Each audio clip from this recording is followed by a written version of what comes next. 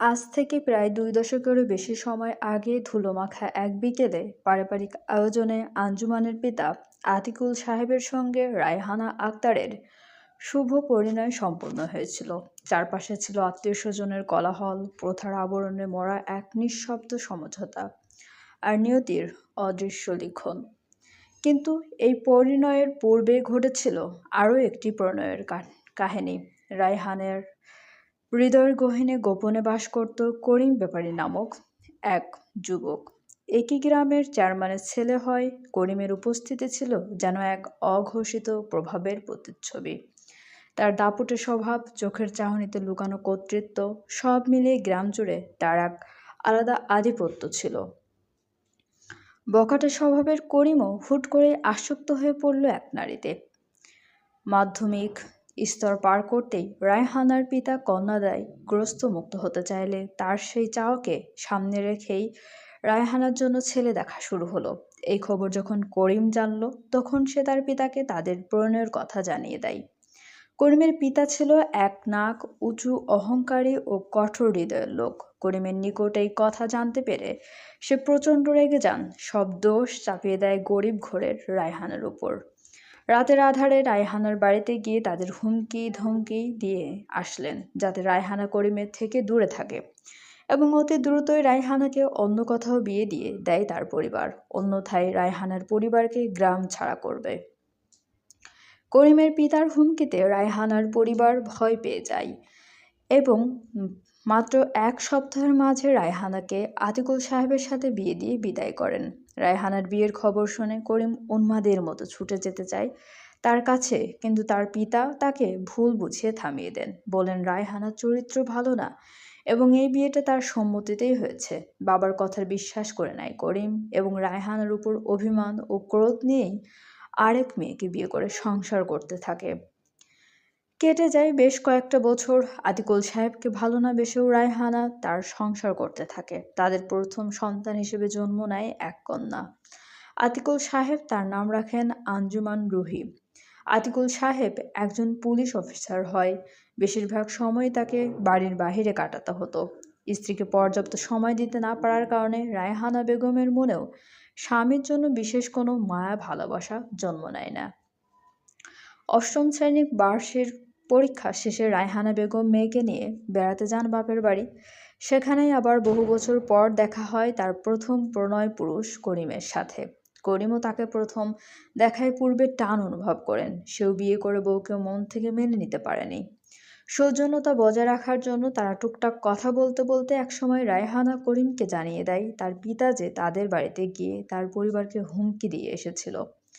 এসব জানার পর করিমের মনে পিতার প্রতি প্রচণ্ড ঘৃণা জন্ম নেয়। সে এতদিন যা জানত তাও রায়হানাকে জানায়। সব জানার পর দুইজনের মন আবারও একে অপরের প্রতি দুর্বল হয়ে পড়ে। করিম রায়হানাকে প্রস্তাব দেয় বিয়ের। রায়হানা পুরনো প্রেমিকের সাথে ঘর বাঁধার আশায় নিজের বর্তমান স্বামী, সংসার, সন্তান কোনো কিছুর কথা না ভেবেই করিমকে বিয়ে করতে রাজি হয়ে যায়। সেবার বাপের বাড়ি থেকে ফিরে এসেই আতিকুল সাহেব অর্থাৎ আঞ্জুমানের বাবাকে তালাক দেয় রায়হানা। আতিকুল সাহেব তালাক দেওয়ার সময় শর্ত দেন তার মেয়ে তার কাছে থাকবে। রায়হানা বেগম তখন নিজের প্রেমিককে বিয়ে করতে এতটাই মরিয়া হয়ে উঠেছিল যে সেই শর্ত মেনেই তালাক দিয়ে দেয় এবং করিমের কাছে ফিরে যায়। আঞ্জুমান এসব কিছুই জানত, কারণ তখন সে যথেষ্ট বুঝদার হয়ে উঠেছিল। বাবার সাথে থাকতে তার কোনো আপত্তি ছিল না। উপরন্তু তার মা বাবার তালাকের কয়েক মাস পর যখন তার বাবা আতিকুল সাহেব এক সন্ত্রাসীকে ধরতে গিয়ে নিহত হলেন, তারপর থেকে আঞ্জুমান তার দাদাবাড়ির সকলের চোখের মণি হয়ে ওঠে। তার সকল আবদার, ইচ্ছে, চাওয়া পূরণ করতে সবাই সদা তৎপর থাকত। করিমকে বিয়ে করে রায়হানা সব দিক থেকে সুখী হলেও সন্তান সুখ আর পায়নি এ জীবনে দ্বিতীয়বার। করিমের প্রথম স্ত্রী স্বামীর দ্বিতীয় বিয়ে না মানতে পেরে হার্ট অ্যাটাক করে মারা যায়। করিমের প্রথম স্ত্রীর ঘরে এক পুত্র সন্তান ছিল, তার নাম ছিল কবির।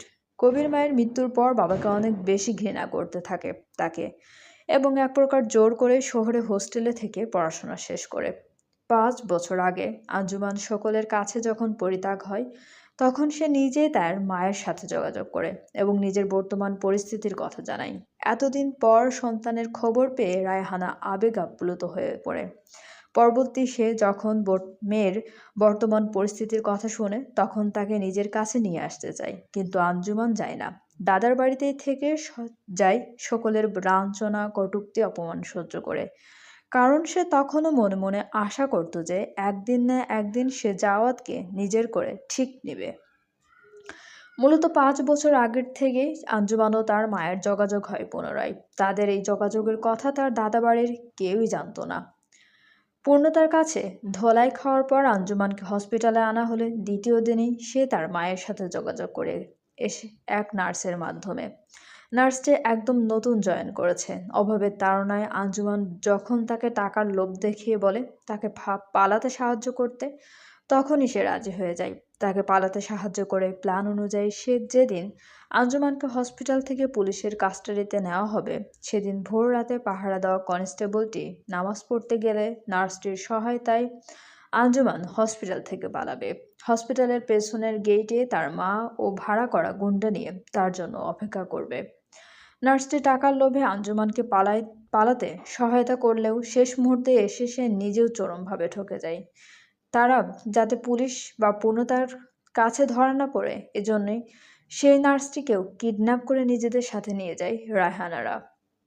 রায়হানা ধরা পড়ে যাওয়ার ভয়ে আঞ্জুমানকে নিয়ে সিলেটে না গিয়ে চট্টগ্রামে চলে আসে। তার স্বামী এসবের কিছু কিছু ঘটনা জানেন, তো কিছু কিছু ঘটনা জানেন না। স্ত্রীকে অন্ধের মতো ভালোবাসার কারণে সে কখনোই কোনো কাজে আটকায়নি। সময়ের পরিক্রমায় দেখতে দেখতে কেটে গিয়েছে আরও ৪৫টি দিন, অর্থাৎ ১.৫ মাস। পূর্ণতা আর তাজওয়াত বর্তমানে পুরোপুরি সুস্থ। আগের মতোই তারা নিজেদের অফিস ও স্কুলেও যাওয়া শুরু করেছে। পূর্ণতা এখন নিজেই ছেলেকে স্কুলে নিয়ে আসে, আবার নিজেই নিয়ে আসে স্কুল থেকে। সে তার যতই ব্যস্ততা থাকুক না কেন। শান্তশিষ্ট তাজওয়াত তার পূর্বের রূপ বদলে নতুন এক রূপ ধারণ করেছে। বর্তমানে সে এত দুষ্টু হয়েছে সকলের আদরে আদরে তা বলার বাহিরে। তবে হ্যাঁ, সে দুষ্টুমি করলেও কখনো বেয়াদবি করে না। এদিকে তার মায়ের সজাগ দৃষ্টি রয়েছে, সকলের চোখের মনি সে। এই ১.৫ মাসে আঞ্জুমানকে খোঁজার কোনো কমতি রাখেনি পুলিশ বাহিনী ও পূর্ণতা, কিন্তু সে যেন কর্পূরের ন্যায় মিলিয়ে গিয়েছে। গ্রামের বাড়িতেও তাকে খুঁজতে অভিযান চালানো হয়েছে, কিন্তু বরাবরই ব্যর্থ হতে হয়েছে। আজ বাদে কাল আমাদের ছোট তাজের ৫ম জন্মবার্ষিকী। তাজওয়াদের জন্মদিনে প্রতি বছর পূর্ণতা, টনিও তাদের বাসার আশেপাশের কয়েকজন প্রতিবেশী এবং তাদের বাচ্চাদের নিয়েই স্বল্প পরিসরে উদযাপন করা হতো।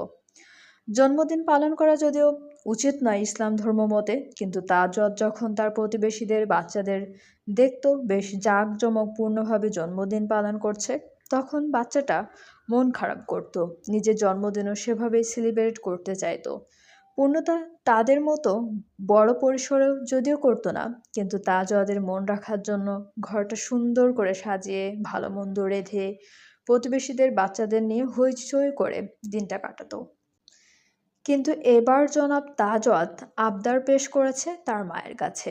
আবদারটি হলো এবার ভালো আঙ্কেল, নতুন দাদু, পিপি, অ্যাঞ্জেল আন্টি, বাবাই, আলু মামা, বড় নানা ভাই সবাইকে নিয়ে নিজেদের বাসায় দিনটি সুন্দর করে কাটাবে। এবং এই আবদারটি তার মাম্মাকে রাখতেই হবে, নয়তো সে নিয়মিত দাঁত ব্রাশ করবে না, স্কুলে যাবে না, গেলেও ভালো করে পড়াশোনা করবে না, ইত্যাদি ইত্যাদি কাজ সে করবে না। ছেলের কথা শুনে পূর্ণতার কপালে ভাঁজ পড়লেও সে তেমন একটা কিছু বলে না। তাজওয়াত খুব একটা আবদার করে না। এবার যেহেতু ছেলে নিজের জন্মদিন তার আপনজনদের নিয়ে কাটাতে চাচ্ছে, তাহলে সে কি করে মানা করতে পারে। কালকের দিনটাকে কেন্দ্র করে এখন তারা যাচ্ছে জাওয়াদের অফিসে। মূলত তাজওয়াত স্কুল ছুটি হয়ে যাওয়ায় এখন তারা বাসায় যাচ্ছিল। মাঝপথে তাজওয়াত বলে আজ সে স্কুলের মিসের সাহায্য নিয়ে একটা পিকচার আর্ট করেছে, সেটা সে ভালো আঙ্কেলকে দেখাবে এবং কালকের জন্য ইনভাইটও করে আসবে। পূর্ণতা ২-১ বার মানা করলেও তাজওয়াত কিউট ফেস করে ঠিকই তাকে মানিয়ে নেয়। জ্যামের মধ্যে গাড়িতে বসে থাকা অবস্থায় পূর্ণতা তাজওয়াতকে জিজ্ঞেস করে, তাজ, জন্মদিন তোমার কী গিফট চাই মাম্মার থেকে শোনা? মায়ের প্রশ্ন শুনে তাজওয়াত ভাবনায় পড়ে যায়। তার আসলে তেমন কিছুই চায় না, কারণ সে কিছু চাওয়ার আগেই পূর্ণতার তার চাহিদার কথা বুঝতে পেরে সেটা তার সামনে হাজির করে অনেক ভেবেচিন্তে তাজত হুট করেই বলে বসে, আমি আমার পাপাকে চাই মাম্মা। সবাল পাপা আছে, কিন্তু তাজ ও আদেল তো পাপা নেই। তাই তাজ ও আদ এবাল পাপাকে চাই বার্থডে গিফট। তাজত যে এমন একটা কিছু চাইবে পূর্ণতা সেটা কল্পনাও করতে পারেনি। ড্রাইভিং সিটে বসে থাকা টনিও এক মুহূর্তের জন্য থমকে গিয়েছে। জ্যাম ছেড়ে দিতেই টনি আবারও গাড়ি চালাতে শুরু করে। কিন্তু তার কান পেছনের কথা ঠিকই শুনেছে। সে শুনতে পায় তাজত তার মায়ের কাছে দুঃখ প্রকাশ করে বলছে, জানো মাম্মা, আমাল স্কুলের ফ্রেন্ডদের পাপালা প্রতিদিন এসে ওদের দিয়ে যায়। কত আদল কলে যাওয়ার আগে আমালই পাপা নেই, তাই পাপাল আদলও পায় না। কথাগুলো বলতে বলতে বাচ্চাটা ঠোঁট উল্টে নিয়েছে। কান্না কান্না ভাব মুখশ্রীতে পূর্ণতা হাত বাড়িয়ে ছেলেকে নিজের কাছে টেনে নিয়ে বুকের সাথে জড়িয়ে ধরে। তাজওয়াদও মন খারাপ করে মায়ের বুকের সাথে সেটে থাকে। ঝড়ের আজানের কিছুক্ষণ আগে পূর্ণতারা জাওয়াদের অফিসে এসে পৌঁছায়। সামনের গেটের দিকে কতগুলো পিকআপে বেশ কিছু কাপড় ও অন্যান্য জরুরি জিনিস আসায় সেখানটায় বর্তমানে গোজামিল হয়ে রয়েছে। তাই পার্কিং লটের গাড়ি পার্ক করে সেখানকার লিফট দিয়ে উপরে যাবে, এটাই ঠিক করে পূর্ণতা। পার্কিংয়ে গাড়ি আসতেই পূর্ণতা ও তাজওয়াদ গাড়ি থেকে নেমে পড়ে, আর টনি গাড়ি পার্কিংয়ের জন্য জায়গা খুঁজতে থাকে। পূর্ণতা ও তাজওয়াদ গাড়ি থেকে নেমে লিফটের দিকে যাচ্ছিল, তখনই তাদের নজরে পড়ে জাওয়াদের উপর। কিন্তু জাওয়াদ তখন একা ছিল না, তার সাথে আভিরাও ছিল, এবং তারা একে অপরের অনেকটাই কাছে ছিল। বলতে গেলে জাওয়াদ আভিরার উপর ঝুঁকেছিল। বিষয়টা দূর থেকে দেখলে মনে হবে একটা রোমান্টিক মুহূর্ত। পূর্ণতা জাওয়াদকে অন্য একটা মেয়ের এতটা কাছে দেখে সেখানেই স্তব্ধ হয়ে দাঁড়িয়ে যায়। তাজওয়াদ তার ভালো আঙ্কেলকে দেখে খুশি হয়ে চিৎকার দিয়ে ডেকে ওঠে, ভালো আঙ্কেল। তার চিৎকারে জাওয়াদ ও পূর্ণতা উভয়েরই ধ্যান ভঙ্গ হয়। পূর্ণতা জাওয়াদের থেকে চোখ সরিয়ে নিয়ে ছেলের হাত শক্ত করে ধরে তাকে টানতে টানতে সেখান থেকে নিয়ে যেতে থাকে। তার মুখশ্রী ইতিমধ্যে ইস্পাতের ন্যায় কঠোর ভাব ধারণ করেছে। তাজওয়াদ তার মাকে বলছে সে ভালো আঙ্কেলের কাছে যেতে চায়, কিন্তু পূর্ণতা কিছুতেই ছাড়ছে না। অন্যদিকে এই অসময়ে স্ত্রীর ছেলেকে নিজের অফিসে দেখে জাওয়াদ হতভম্ব হয়ে গিয়েছে। সেই সাথে নিজের সাথে আভিরার এমন নৈকট্যপূর্ণ দৃশ্য পূর্ণতা দেখে ফেলায় সে ভয় পেয়ে যায়। সে ইচ্ছে করে আভিরার এতটা কাছে আসেনি। মূলত আভিরা আজ তার সাথে একটা কাজের জন্য দেখা করতে এসেছিল। তাদের কথাবার্তা শেষ হওয়ার পর আভিরা যখন চলে আসতে নেয়, তখন জাওয়াদও তার সাথে বের হয়ে তার উদ্দেশ্য ছিল ছেলের স্কুলে গিয়ে দেখা করা। পার্কিংয়ে এসে আভিরা ফোন চালাতে চালাতে বেখেয়ালিভাবে হাঁটছিল। তখনই অন্য একটা গাড়ি তার দিকে ধেয়ে আসতে দেখে জাওয়াদ তাকে টান দিয়ে গাড়িটির সামনে থেকে সরিয়ে নেয়। হুট করে হ্যাঁচকা টান লাগায় আভিরা হকচকিয়ে গিয়ে নিজের অজান্তেই জাওয়াদের কোট খামচে ধরে। এর ফলে দুজনই দুজনের অজান্তেই কিছুটা কাছাকাছি চলে আসে এবং জাওয়াদ কিছুটা তার উপর ঝুঁকে যায়।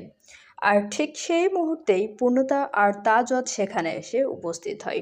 পূর্ণতা তাজওয়াদকে টেনে নিয়ে যেতে দেখে জাওয়াদ বুঝে যায় পূর্ণতা তাকে ভুল বুঝেছে। সে আভিরার হাত থেকে নিজেকে ছাড়িয়ে নিয়ে তাকে ডাকতে ডাকতে তার পেছন পেছন দৌড় দেয়। পূর্ণ, দাঁড়াও, তুমি যেটা দেখেছো সেটা সঠিক নয়। লেট মি এক্সপ্লেইন জান। জাওয়াদ পূর্ণতার পেছন পেছন এমন করে দৌড়াতে দেখে আভিরার কপালে ভাঁজ পড়ে। সে ভাবতে থাকে পূর্ণতাকে কেন জাওয়াদ এতটা সাফাই দিবে, কে হয় জাওয়াদ পূর্ণতার। আভিরা জাওয়াদের লাস্টে বলা জান ডাকটা শুনেনি, শুনলে হয়তো অনেক কিছুই বুঝতে পারতো সে।